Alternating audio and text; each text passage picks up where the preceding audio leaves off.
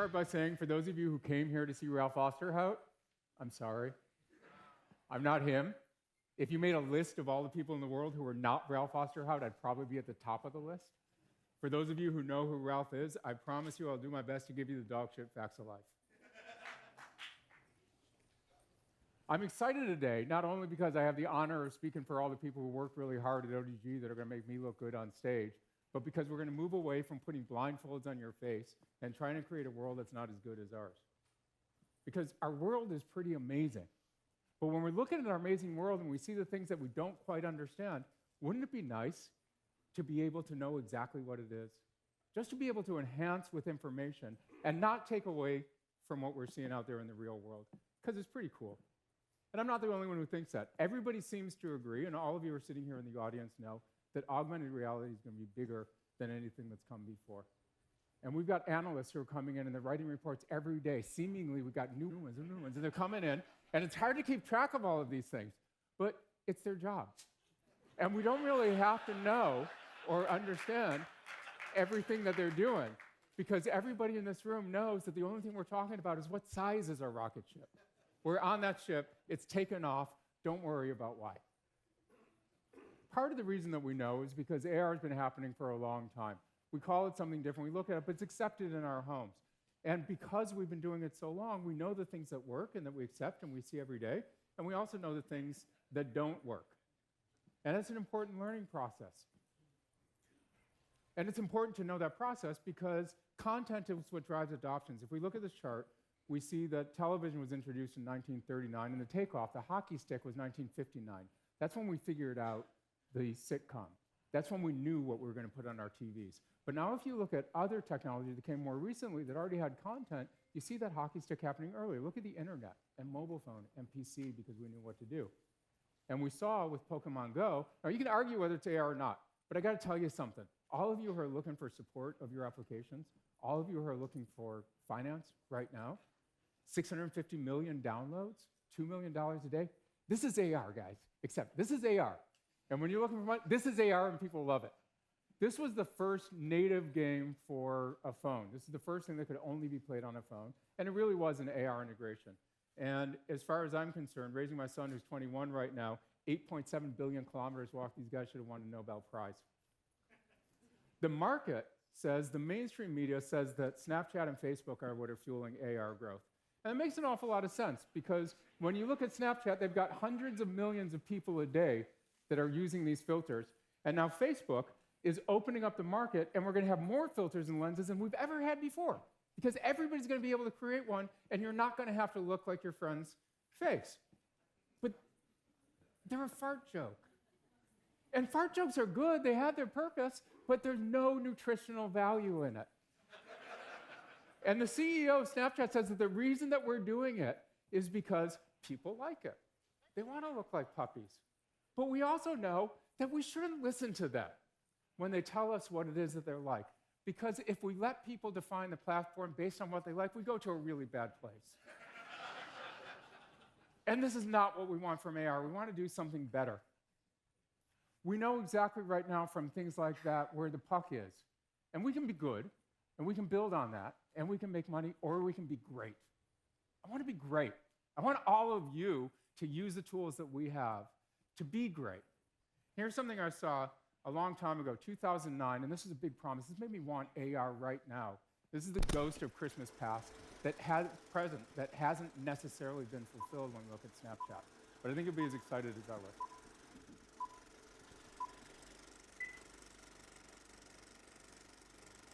I've been intrigued by this question of whether we could evolve or develop a sixth sense.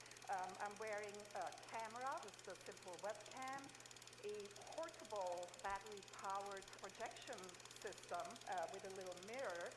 These components communicate to my cell phone in my pocket, which acts as the communication and computation device. And we see how this system lets him walk up to any surface and start using his hands to interact with the information that is projected in front of him. The system also recognizes iconic gestures, such as the take a picture gesture, and then takes a picture of whatever is in front of you.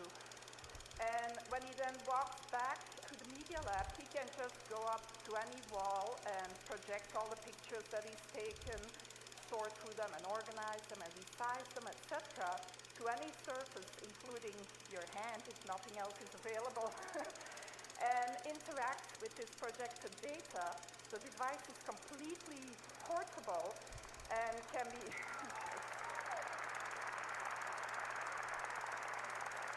We see Pranav here going into the supermarket, and he's shopping for some paper towels. And as he picks up a product, the system can recognize the product that he's picking up using either image recognition or marker technology and give him the green light or an orange light. He can ask for additional information. So this particular if he picks up a book in the bookstore, he can get the Amazon rating, gets projected right on the cover of the book. This is Juan's book, our previous speaker, which gets a great rating, by the way, at Amazon. And so Pranav turns the page of the book and can then see additional information about the book, reader comments, maybe sort of information by his favorite critic, etc. If he turns to a particular page, he finds an annotation by maybe an expert of a friend of ours that gives him a little bit of additional information about whatever is on that particular page. Reading the newspaper, it never has to be outdated. So this is voodoo shit. Imagine sitting in 2009 and seeing that and being excited and being able to have that and walk around and have all of this data where you needed it. And I started to think about how it's going to change the world. Everybody's going to be running for a wall, to be able to find a wall. And we have to re-engineer our cities to be able to look at walls, or maybe it wasn't the right place. So we started building applications, and we started putting them on mobile devices, on phones. And we've seen some great things. You see IKEA, you've got Google Translate. And for anybody who's ever been lost in Japan or China, this is amazing. You don't have to go to Lawson's anymore and have them pull out that big book to tell you where you are. Putting them in owner's manuals for cars. There are auto companies that are already doing this. And you can even pick and see if your tattoo is going to look right once you do that, which is getting to be a more and more important thing. But doing all of this, nobody really cares. I'm not going to ask this audience, but usually when I give this talk, or a talk like it, I'll ask how many people have an AR application. No hands go up. How many people have Yelp on their phone? Every hand goes up. How many of you know that Yelp has had AR built in since 2009? And really cool AR. I mean, do you want to be able to hold up and look at the maps pointing to the places and you can just walk? That's really cool. But it's in the wrong place. Because the phone is the wrong place for everything. It hurts your head. There are studies that show that it's wrong. And if you don't care about anything else, you can look at the 70% of our children have been bumped into by people distracted with phones. If you want to save our children and the youth, stop using phones. Cities are waking up and re-engineering themselves because phones are getting in the way. This is my son's engineering school. They had to build a bridge over the road so that the little engineers weren't picked off like lemmings as they were looking at their phones, walking across the street. Free yourself. Get away from the phone. Make your hands free. Look at the world. It's a great place. And when we put AR in the right place, magical things happen.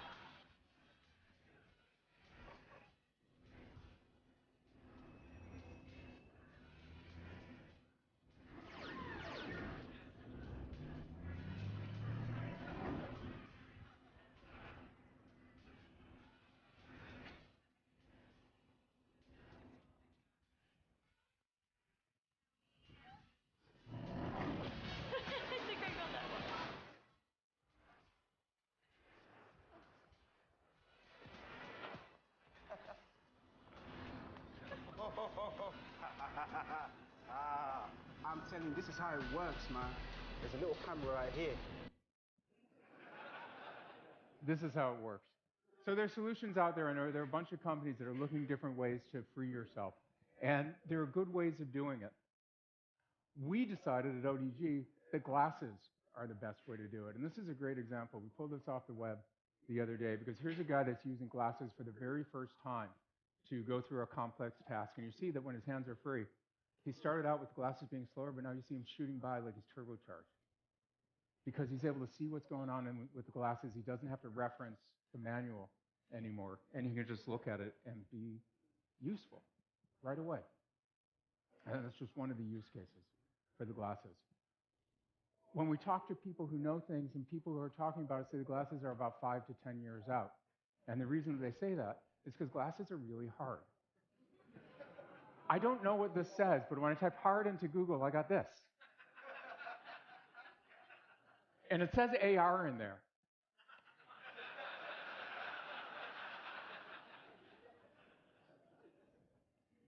And we know better than anybody else at ODG that glasses are hard because we've been putting computers on your face since 1983.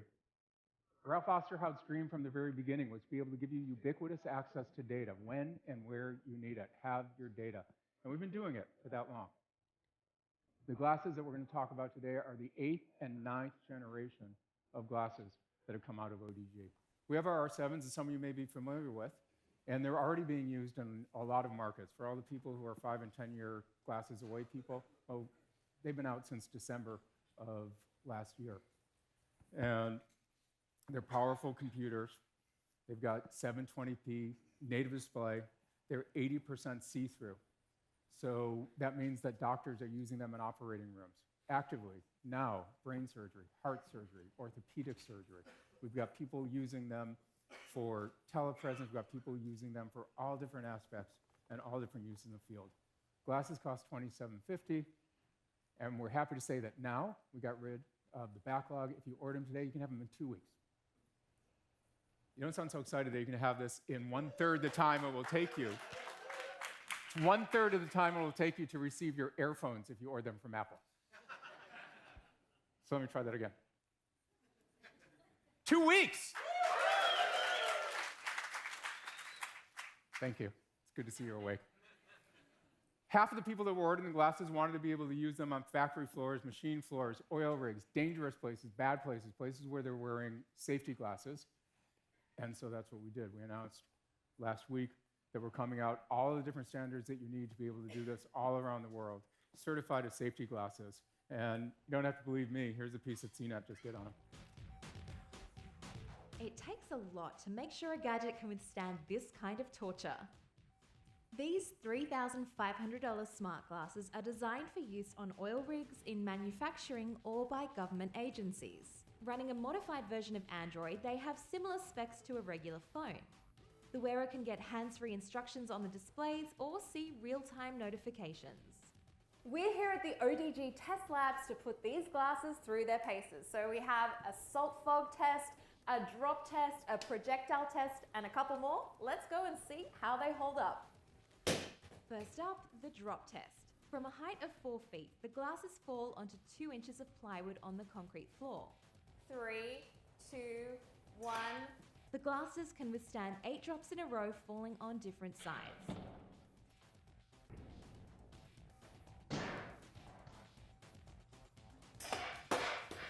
For factory workers, glasses that pass high impact tests are a must. We drop a 500-gram weight shaped like a bullet down a 4-foot tube.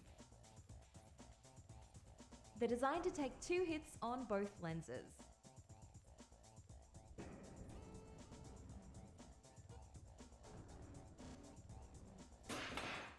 For extreme temperatures, this freezer keeps the glasses ice cold at -20 degrees Celsius.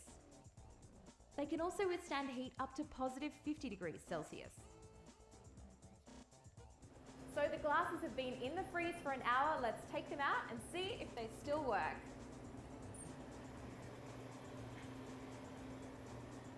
Yep, starting up. They're working. For hot, humid environments, we start with a fog test, putting the glasses in a tank for an hour with warm, salty spray.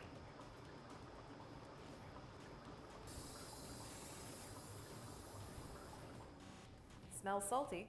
Okay. Here we go. It's wet and salty and smelly, but they work. And for the splash test, this sheet of paper is covered with indicator liquid that turns pink when it comes in contact with the spray.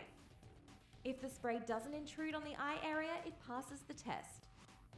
The labs use a slingshot to test high-velocity impact. These quarter-inch steel balls hit the glasses at around 200 feet per second. After each torture test, I verified the glasses still worked by doing a quick demo, running a simulation to see inside this box using augmented reality. But after putting them through this much stress, it's safe to say the R7 are not your average pair of glasses.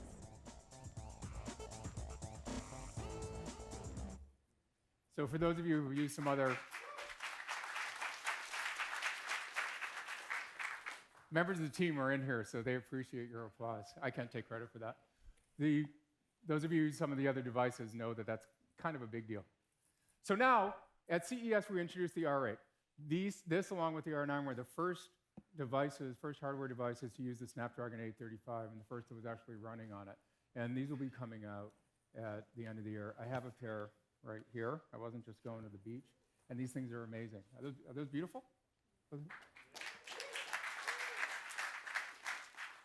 I put these down on my kitchen table. I wanted to redesign my house. They just made me feel bad about how it looked. And I should tie a piece of string to make sure they don't float away. 4.3 ounces. Really light. In designing them, mobile. Everywhere you need them, whenever you want them. Indoors, outdoors. They always work. They'll always give you access to data. 4.3 ounces, like I said, 40-degree field of view, 16:9 aspect ratio, 1080p cameras. Dual stereo cameras. It films the world the way you film the world in your face.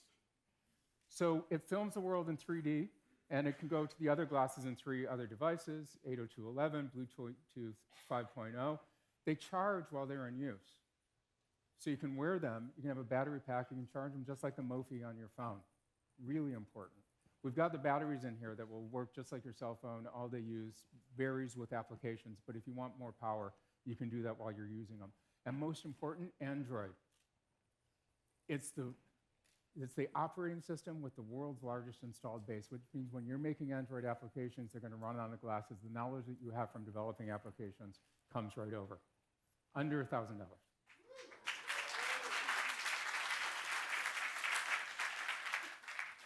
The R9s, this is more of our prosumer version.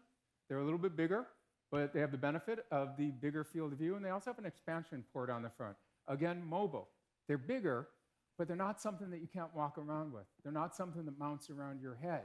They're something that you put on like a pair of glasses. 22:9 and 16:9, 13 megapixel camera in the front, all the other features of the 8s, plus the expansion port. Run on Android with the expansion port. You can make different modules that you can put on it. If you want to do things, different types of cameras, lighthouse, things like that, there are modules on the front that you can plug right on. 1850. And just yesterday, we announced they're certified by THX. And what that means is that all of the directors, and this was started, we heard the story yesterday from Chris White, our head of business, that George Lucas went into a theater, was unhappy with how his movie was projected, and he worked on the THX certifications to make sure that movies were seen the way that directors wanted them to see them. Because we have a pixel-free, no screen door effect display, we have a THX certification that says that this is the way that directors want you to see it. Let's talk a little bit about use cases. Telepresence. This is one of our active use cases out there. I'm going to speed up a little bit because I'm running out of time. But this is telepresence, where we've got an expert talking to somebody actually using a machine in the field. That's what our enterprise users are using it for. That's the #1 application. So he's able to help him work on the machine. He could help multiple people working on the machine. Situational awareness. These soldiers have a wireless mesh network around them. They're getting data from the drone. They're feeding data in. Facial recognition when they encounter people, all kinds of other things that they have to have. That's really important if you're walking around Afghanistan or an amusement park, because these guys have to know who's a shin kicker and who's having a birthday so they can talk to them the right way. Not that we're selling anything to them. TSA, if we put these on the agents are able to do facial detection, gait detection, all these other things that you guys are hearing about goes right in the glasses and in an innocuous way. Nobody knows where they're looking, and for the most part, these look like sunglasses as you're talking about it. Medical, as I said, neurosurgery, heart surgery. The doctors are able to not only look at the vitals right while they're looking at somebody, but they can also map the operating paths, and they can look at what they're doing so that they know when they're putting things in the right place, when they're touching the right things and bad things. This is a huge one for me, data visualization. How much more do you see when you go to a 3D model on your screen than a flat screen? How much more are you going to see when you're able to put the glasses on with full awareness of what's out around you, full awareness of everybody in the room with you, and able to walk amongst your complex data set? I think that's huge. I think it's going to change things as much as the spreadsheet did. Consumers have different needs. If you're standing in the middle of New York, wouldn't it be wonderful to have your glasses and have the building light up that has the bathroom where you can pee? So we're thinking about the different use cases, but in this market, we're not even a zygote yet in terms of what we're developing. And we have to think about where we're going. Some of this stuff that we're thinking about are advertising. Yesterday, there was an announcement made that QQ did a advertising AR promotion using phones in their service for Fast and Furious. They more than doubled the want-to-see rate by using it. And what we're doing is we're changing advertising from a 100-year-old model of I'm going to buy inventory in a show that I think maybe the people who might want the thing that I want are going to see it, and they're going to remember what they saw, and they're going to remember me, to giving people the information that they need at the nexus of demographic and time and location. So now all of a sudden, advertising goes from being interruptive to being helpful. If you're walking in the grocery store, wouldn't you appreciate knowing the things that are on sale? If you're walking by the movie theater, wouldn't you want to know if the movie is starting that you want to see? Commuting, really easy. How many times are you sitting on an airplane, looking at the guy in the seat next to you, and he's working on a confidential document that says confidential across the top of it? I see it all the time. And if you're like me, that says, look at me. I can't stop. When they go and they flip through, can you stop a sec? I didn't get to cut that one.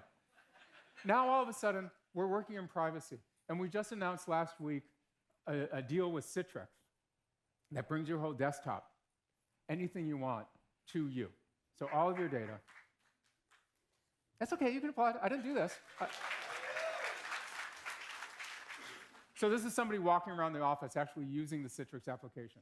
So now Windows 10 applications, any application, Salesforce, any application that you're using, all of the Citrix applications that plug in come directly to the glasses for that commute. And we're looking at that guy and we're sharing that one screen, but it doesn't have to be that screen. You can be looking at this. And if you go to the booth tomorrow, you're going to be able to see the demo where we're showing you multiple screens. So you can have the screen, and when you're sitting on that airplane, you can have your Netflix going, you can have your Skype over here, you can have your work in the middle and do whatever you want to do, and be able to have a bigger environment that you have at home.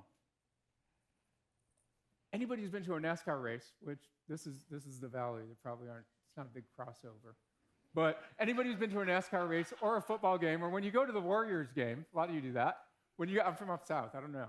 When you go to the Warriors game, the worst place to watch a live sporting event is at the event, because you don't have all of this stuff at home. So you think about being at an event, you can have the glasses, you still see everything that's going on around you, you still see the live event, plus you have all the stuff you would see at home. And when you're at home, how about having this experience that we may have seen before, but with a field of view that justifies it? Being able to look at that table and see everything that's going on and get excited about it and see it from different angles. When we're talking about games, let's do games that use the unique sales proposition of the glasses. This is one that Preston Platt in our office whipped up, and it's something that we're running. And you can see, you can walk around this table and have a whole environment. And it completely changes the nature of a flight sim. So when? I told you about the other ones. When? That's what you care about. R8s, SDKs, development versions in the fall. So you can sign up at the ODG website today. You can get your name on the line as a developer, and they'll be ready in the fall. And we'll give you more information, and we're going to be ready for you to build things. And I'm going to close with a story. There's a famous litigator named Jerry Spence, and he tells a story about a little boy, and he uses it in his closing arguments. And the little boy walks up to an old farmer, and he says, "I have a bird in my hands." He says, "Is the bird alive or is it dead?" And the farmer looks at him and says, "I don't know, son." He says, "Is it alive or dead?" And he says, "I really don't know, son, because the bird is in your hands." And for all of you, the bird is in your hands. We built the glasses. We built this platform. We're ready for content. You can do anything with these glasses, and we've never had a brighter future in terms of a new technology that can become pervasive, looking at a smartphone before the smartphone started to take off. So the future is yours. We're inviting you to come into the platform and build things for it and amaze yourself. Thank you very much.